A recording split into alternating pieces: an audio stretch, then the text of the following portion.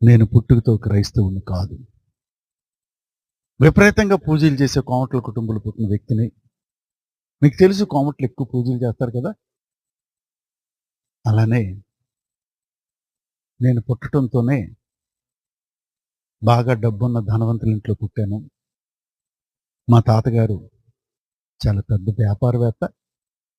మా నాన్నగారు మా తాతగారి కంటే చాలా పెద్ద వ్యాపారవేత్త. నేను మద్రాసులో ఇంజినీరింగ్ చేసి వైజాగ్, విశాఖపట్నం వచ్చి 3 కంపెనీలు పెట్టాను. మొట్టమొదటి కంపెనీ పేరు my home builders Vizag, famous company. మీరు విశాఖపట్నంకి అడిగితే అందరూ చెప్తారు. రెండో కంపెనీ పేరు మాధవి ఇంజినీరింగ్ కంపెనీ. మాధవి నా భార్య పేరు, అమ్మగారి పేరు.